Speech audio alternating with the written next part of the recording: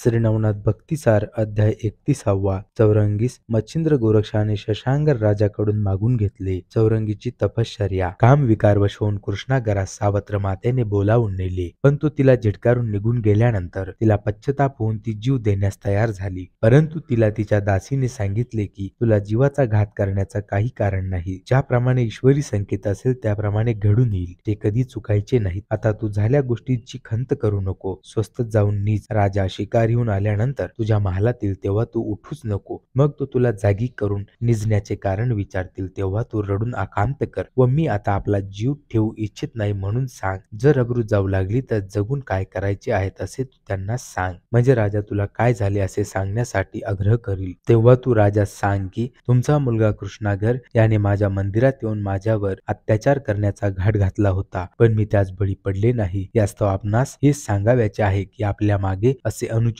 कर्म घडणार असेल तर मला जगून तरी काय करायचे आहेत. असे मानून राजास क्रोध येईल, म्हणजे तो सहज मुलगा बिलगा मनात न आणता ताबडतोब त्यास ठार मारून टाकील. मग तू निर्भय होऊन आनंदाने खुशाल राहा. अशी युक्ती सांगून दासी तेथून निघून गेली. त्याप्रमाणे भुजावंती सूर्यमंचकावर निजली असता तिने अन्न उदक स्नान वगैरे सर्व सोडून दिल्याचा एक बहाणा केला. अंगावरील दागदागिने सर्व टाकून दिले. थोड्या वेळाने शशांकर राजा शिकारी होऊन आला. नेहमीप्रमाणे भुजावती पंचारती घेऊन न आल्यामुळे म्हणून राजाने दासीस विचारले. तेव्हा त्या दासी राजास सांगू लागल्या की राणीला काहीतरी दुःख झाले, पण ती मंचकावर स्वस्थ निजली आहे. तिने कुणाशी काही न सांगण्याचे ठरवले आहे. याप्रमाणे दासीने सांगताच राजा भुजावतीच्या महालात गेला. तेथेच पूर्व संकेत ठरल्याप्रमाणे ती पलंगावर निजली होती. राजाने तिला निजण्याचे कारण विचारले असता ती काहीच उत्तर न देता ढसाढसा रडू लागली. ती त्यावेळी रडत असताना त्यावेळी राजास तिचा कळवाळा येऊन तिला काय दुःख झाले असे विचारले. तिला पोटाशी धरले. तोंडावरून हात फिरून पुन्हा विचारू लागला. राजा म्हणाला, तू माझी प्रिय पत्नी असता इतके दुःख देण्याजोगा तुला कोणी त्रास दिला ते मला सांग. तसे असल्यास मी आताच त्याला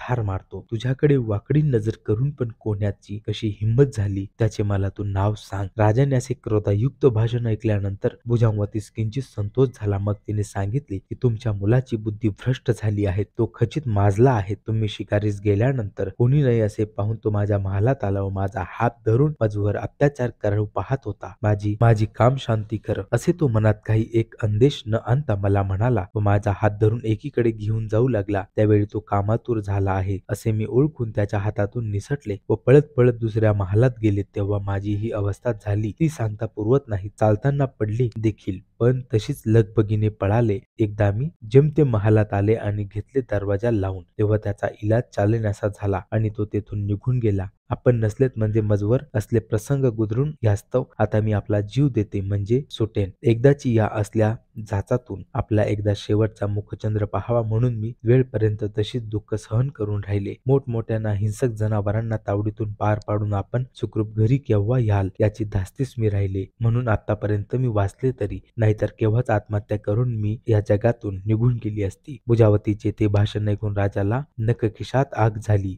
जणू काही वनवास पेटला की काय असे भासू लागले. मग राजाने बाहेर येऊन राजपुत्र कृष्णागरास मारून जाळून टाकण्याची किंवा हातपाय तोडून त्यास दूर टाकून देण्याविषयी सेवकास आज्ञा केली. ती आज्ञा होताच सेवक मुला स्मशानात घेऊन गेले व तेथे नेल्याची बातमी त्या सेवकांनी परत येऊन राजास सांगितली. ते सेवक चतुर होते. राजाने आपल्या मुलास मारून टाकण्याची आज्ञा रागामध्ये दिली आहे, त्यास मारले असता राजाचा कोप शांत झाल्यावर काही अनर्थ होईल कोण जाणे असे तर्क त्यांच्या मनात येऊ लागले. त्यांनी पुन्हा राजात जाऊन विनवणी केली. मग राजाने जो एकदा हुकूम दिला तो कायम. मग दूतांनी निष्ठुर होऊन त्यास चव्हाट्यावर नेऊन सुवर्णाच्या चौरंगावर बसविले व त्याचे हातपाय बांधून टाकले. ही बातमी थोडक्याच वेळात गावात सर्वत्र पसरली. त्या समयी शेकडो लोक त्यास पाहाव्यास आले. कित्येक राज दरबारी करून राजाचा हुकूम फिरवण्यासाठी राजवाड्यात गेले, पण राजाची ती भयंकर क्रोधयुक्त मुद्रा पाहून कोणाशी त्या गोष्टी त्याच्यापाशी काढावेना झाल्या. इकडे आज्ञेप्रमाणे सेवकांनी कृष्णागराचे हातपाय तोडले आणि त्यास तेथेच टाकले. तेव्हा कृष्णागर बेशुद्ध होऊन पडला. त्याच घशात कोरड पडली होती. डोळे पांढरे झाले व प्राण कासावीस होऊन तोंडातून फेस येऊ लागला होता.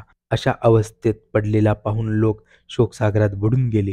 त्या समयी कित्येकांनी शशांकर राजास दूषण दिले. त्यावेळी गोरक्षनाथ व मच्छिंद्रनाथ भिक्षेकरिता गावात आले होते. ते सहज त्या ठिकाणी आले. येथे कसली गडबड आहेत हे पाहावे म्हणून ते चव्हाट्यावर जमलेल्या लोकात मिसळले. तेव्हा गोरक्षनाथाने कृष्णागरास विकल अवस्थेत पडलेला पाहून ती हकीकत लोकास विचारून माहिती करून घेतली व अंतदृष्टीने पाहता सर्व बोलण्यावर भरोसा ठेवून निर्दोष मुलाचा घात केल्याप्रमाणे त्याने ते दोघे तेथून निघून गेले. तेव्हा गोरक्षनाथाने अंतर्दृष्टीने कृष्णागराचा समूळ वृत्तांत ध्यानात आणल्यानंतर त्यास नवा रूपास आणावे म्हणून त्याने मच्छिंद्रनाथास सांगितले. त्याने कृष्णागरास त्या परिस्थितीत चौरंगावर पाहिल्यामुळे त्याचे कृष्णागर हे नाव बदलून चौरंगीनाथ असे ठेवले. राजवाड्यात जाऊन राजापासून ह्यास मागून घेऊन नाथपंथात सामील करून गोरक्षनाथाने मच्छिंद्रनाथास सूचना केली. परंतु राजा राणीस आपले समर्थ दाखवून मगच कृष्णागर शिवपुत्र घेऊन जाऊ असे मच्छिंद्रनाथाचे मत पडले. पण हे गोरक्षनाथाच्या मनात येईना. तो म्हणाला, प्रथम चौरंगीस घेऊन जाऊन त्यास नाथपंथाची दीक्षा द्यावी. सर्व विद्येत तयार केल्यानंतर त्याच्याच हातून राजाचा प्रताप दाखवून त्या व्यभिचारी राणीस ती दशा करावयाची असेल ती करा. तूर्त युक्तिप्रयुक्तीने राजाचे मन वळवून राजापासून ह्याला मागून घेऊ. या गोरक्षनाथाच्या विचारात मच्छिंद्रनाथाने होकार दिला. मग ते उभयंत राजवाड्यात गेले. त्यांनी द्वारपाळास आपली नावे सांगून आपली भेट घेण्यासाठी आला होता असे राजास निरोप दिला. मग राजास निरोप कळताच परमानंद झाला व ते हरिहरबंध ते योगी आज आणाव्याचे भेटीस आले आहेत असे पाहून तो लागलीच पुढे जाऊन त्याच्या पाया पडला आणि त्यांनी राजाची स्तुती केली व त्यास राजवाड्यात नेऊन सुवर्णाच्या आसनावर बसविले. नंतर त्याने षोडोपचारांनी यथाविधी पूजा केली आणि हात जोडून त्यांच्या समोर तो उभा राहिला व काय आज्ञा आहेत ती विचारू लागला. तेव्हा मच्छिंद्रनाथाने सांगितले की तुम्ही अवकृपेने आज एका मुलाचे हातपाय तोडून टाकले आहेत. तो मुलगा आमच्या स्वाधीन करावा इतकाच आमचा हेतू आहे. मच्छिंद्रनाथाचे हे मागणे ऐकून राजास मोठे नवल वाटले. तो हसून म्हणाला, महाराज, त्यास हातपाय नाहीत, मग त्याला तुम्ही नेऊन काय करणार? उलट तो धनी तुम्हा त्याचे सेवक होऊन तुम्हास त्याला खांद्यावर घेऊन फिरावे लागेल. हे ऐकून मच्छिंद्रनाथाने त्यास सांगितले की तू त्यास आमच्या स्वाधीन करतोस की नाही एवढे म्हणजे सांग. तो आमच्या कामास उपयोगी पडेल की नाही ते तुला चौकशी करायची काही गरज नाही. मच्छिंद्रनाथाने स्पष्ट म्हटल्यावर त्यास घेऊन जाण्याची राजाने परवानगी दिली. मग त्या चौरंगा सुद्धा आपल्या शिबिरास घेऊन गेले. त्याचे हातपाय तळविले. मग ते त्या चौरंगासोबत आपल्या शिबिरात घेऊन गेले. त्याचे हातपाय तळविले. तेथे अशी शंका येते की काय जती निर्जीवास सजीव करतात असे असता याची अवस्था का झाली? निर्जीव पुतळ्याच्या गहिनीनाथ निर्माण केला. मग कृष्णागराने हातपाय पुनर्निर्माण करणे अशक्य होते काय? परंतु त्यास त्याच्या स्थितीस ठेवून कार्यभाग करून घ्यावयाचा होता. गोरक्षनाथ व मच्छिंद्रनाथ तेथे एक रात्र राहून पुढे चालते झाले. मग ते फिरत फिरत बद्रिकाश्रमास गेले व शिवालयात जाऊन त्यांनी शंकराचे दर्शन घेतले. ते चौरंगीस ठेवून आपण अरण्यात गेले. तेथे त्यांनी एक गुहा पाहिली व दोघेही तिथे शिरले. त्या चौरंगीस ठेवून त्यांनी परीक्षा पाहण्याचा बेत केला. मग गोरक्षनाथांनी एक मोठी शिळा आणली. असराच्या योगाने गुहेत अंधार पाडला आणि चौरंगीस देवळात तेथे ठेवून बाहेर निघून गेले. त्या गुहेच्या तोंडाशी एक मोठे झाड होते. त्याच्या सावलीत ते तिघेही बसले होते. तेथेच चौरंगीस नाथ दीक्षा देण्याचा मच्छिंद्रनाथाने गोरक्षास आज्ञा केली. त्यावेळी गोरक्षनाथाने मच्छिंद्रनाथास सांगितले की चौरंगीनाथाचे तप पाहून मग मी त्यास अनुग्रह करीन. त्याच्या या म्हणण्यास मच्छिंद्रनाथाने होकार दिला व चौरंगीस विचारले की तू या ठिकाणी तप करण्यास बसशील काय? तेव्हा चौरंगीने उत्तर दिले की तुम्ही सांगाल ते करीन व ठेवील तेथे राहीन. नंतर त्याने त्या दोघांस विनंती केली आणि तुम्ही जेथे असाल तेथून माझा नित्य समाचार घेत जा इतके मला दान दिले मग म्हणजे माझे कल्याण होईल. ती विनंती मच्छिंद्रनाथाने कबूल केली. मग त्यांनी त्यास आनंदाने गुहेत ठेवले व त्यास सांगितले की तुझी दृष्टी निरंतर यावरच्या दगडाकडे असू दे. जर नजर दुसरीकडे गेली तर दगड अंगावर पडून नाहक मरून जाशील व आपणास पुढे जी कामे करावयाची आहेत ती तशीच राहून जातील. जास्त फार सावधानगिरीने राहून आपले हित साधून घे. इतके सांगून त्यास मंत्रोपदेश केला व त्याच्यात तप करावयास सांगितला. त्यावेळी गोरक्षनाथाने त्यास एक फळ आणून खाण्यास दिले आणि सांगितले की ही फळे भक्षून क्षुधाहरण करत जा. मंत्राचा जप करून तप कर. नजर ठेवून जीवाचे रक्षण कर. आम्ही तीर्थयात्रा करून तुझकडे लवकरच येत आहेत असे चौरंगीस सांगून गोरक्ष गुहेबाहेर निघाला व तिच्या तोंडाशी एक शिळा ठेवली. गोरक्षनाथाने चामुंडेचे स्मरण करता ती पृथ्वीवर उतरून त्यास भेटली आणि कोणत्या कार्यासाठी स्मरण म्हणून तिने विचारले.